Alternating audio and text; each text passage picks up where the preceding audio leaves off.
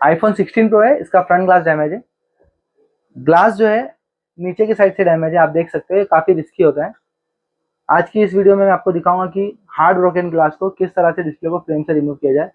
अक्सर डिस्प्ले को उठाने के टाइम पे, फ्रेम से रिमूव करने के टाइम पे लोगों से लाइन आती है। लाइन आने का जो रीज़न है वो ये है कि हमारा जो ग्लास है वो नीचे की साइड, स्ट्रिप के साइड क्रैक होता है, जिससे स्ट्रिप के ऊपर प्रेशर आता है और वहाँ से एक लाइन आ जाती है। आज की इस वीडियो में मैं आपको दिखाऊंगा डिस्प्ले को किस तरह से सेफली रिमूव किया जाए।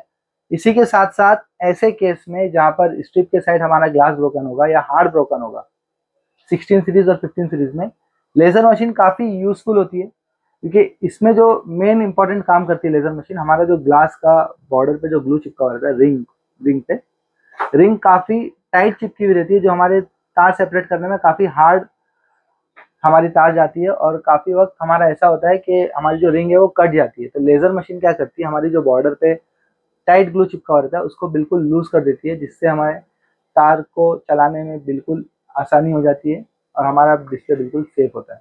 आप देख सकते हो हमारा नीचे की साइड हार्ड ब्रोकन है प्लस मल्टीपल क्रैक्स है इसमें। ऐसे केसेस में जो ग्लास ब्रोकन के छोटे छोटे पीसेस होते हैं, जब हम तार सेपरेट करते हैं तो ये जो पीसेस है ये हमारे डिस्प्ले पे या तो स्ट्रिप पे रगड़ते हैं, टच हो जाते हैं और हमारी एलसीडी वहाँ से खराब हो जाती है।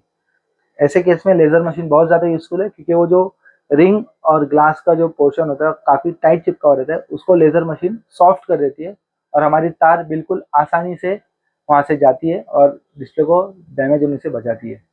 ऐसे केस में लेज़र मशीन काफ़ी यूज़फुल होती है।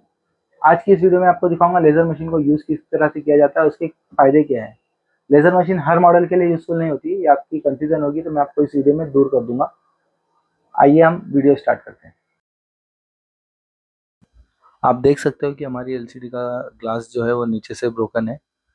तो ऐसे केस में आप कभी भी जब डिस्प्ले उठाओगे तो आपको इस चीज़ का ख़ास ध्यान रखना है कि आपको एलसीडी को पहले हीट करनी है और साइड से ब्लेड एंटर करनी है और लिक्विड डालना है, ताकि आपकी जो गैस्केट है डिस्प्ले और फ्रेम के बीच में वो पूरी तरह से लूज़ हो जाए और आपका डिस्प्ले इजीली फ्रेम से रिमूव हो जाए। आपको ये प्रोसेस करना है 2 से 3 टाइम। आपको हीट करना है, ब्लेड की मदद से स्पेस बनानी है और जैसे आपका गैप बन जाएगा उस गैप में आपको लिक्विड एंटर करनी है। ये प्रोसेस आप 2 से 3 टाइम करोगे तो आपकी जो गैस्केट है वो बिल्कुल लूज हो जाएगी और आप इजीली डिस्प्ले को रिमूव कर सकते हो फ्रेम से। ठीक है। अब ये एलसीडी नीचे से ग्लास ब्रोकन है, तो आपको इस चीज़ का खास ध्यान रखना है कि आपको इस एलसीडी को नीचे से नहीं उठाना है, क्योंकि अगर आप नीचे से उठाने की कोशिश करोगे तो इसमें लाइन आने के चांसेस होंगे। तो आपको इस एलसीडी को सिर्फ साइड से ही उठाना है, ताकि आपकी एलसीडी में लाइन जो आने के चांसेस है वो बहुत कम रहे। ठीक है। आपकी जो सेपरेटर की टेम्परेचर है वो 85 टू 90 डिग्री होनी चाहिए। अलग अलग टाइप के लिक्विड होते हैं, फ्रेम से रिमूव करने के लिए अलग लिक्विड होता है, ग्लू क्लीन करने के लिए अलग लिक्विड होता है। ये लिक्विड बिल्कुल सेफ होते हैं। अगर आपसे लिक्विड की क्वांटिटी ज़्यादा भी चली जाएगी तो एलसीडी ब्लैंक नहीं होती। स्पेशल लिक्विड होता है आईफोन के लिए, एज के लिए, अनफ्रेमिंग करने के लिए बहुत ही बेहतरीन लिक्विड्स हैं हमारे पास। आपको सारी टेक्निक और लिक्विड का यूज़, कौन सा लिक्विड कब कहाँ कैसे यूज़ करना है, सारी चीज़ें ट्रेनिंग में दी जाएगी।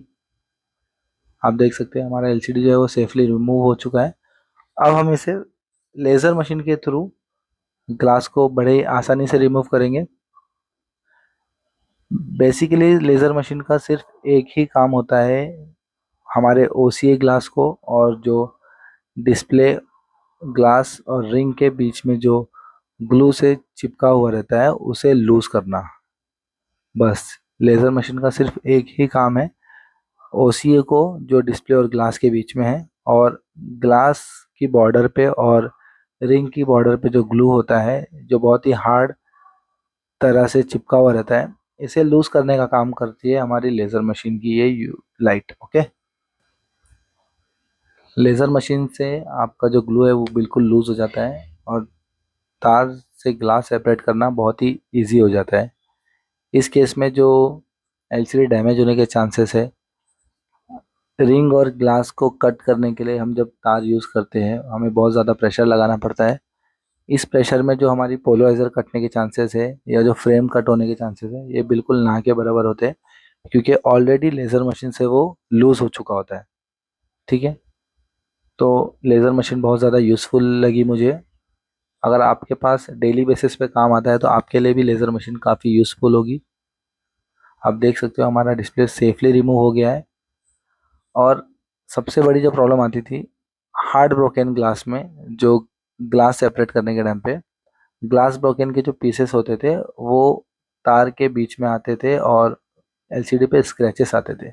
तो जब हम लेज़र मशीन से काम करते हैं तो वो जो ग्लास ब्रोकन के पीसेस है जिससे रगड़ होती थी तार की और स्क्रैच आते थे, लेज़र मशीन से ऐसी कोई कंप्लेंट नहीं आती, क्योंकि जो ग्लास ब्रोकन के पीसेस है वो ऑलरेडी लूज हो चुके होते हैं लेज़र मशीन की मदद से।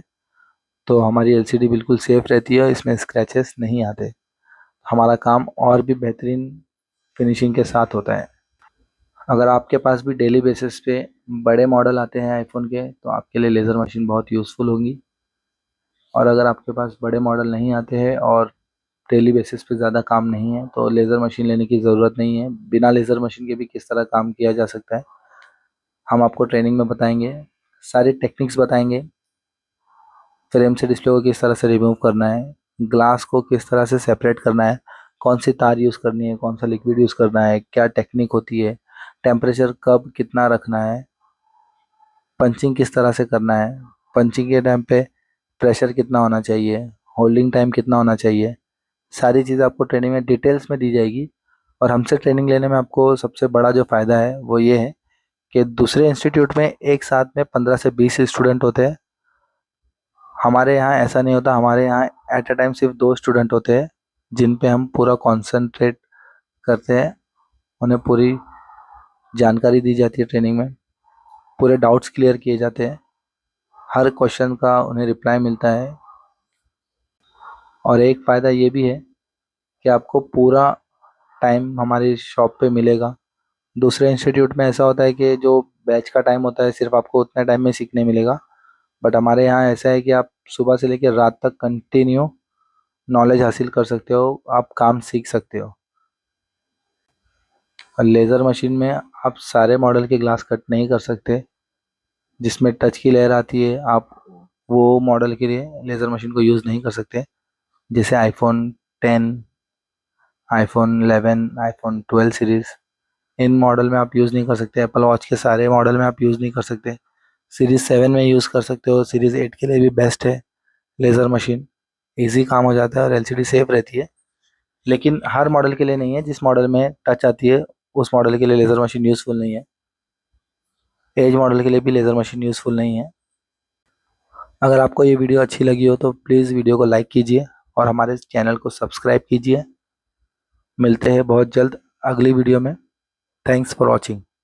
आप देख सकते हो बहुत ही शानदार पंच होती है, कहीं पर भी बबल वगैरह नहीं रहता है।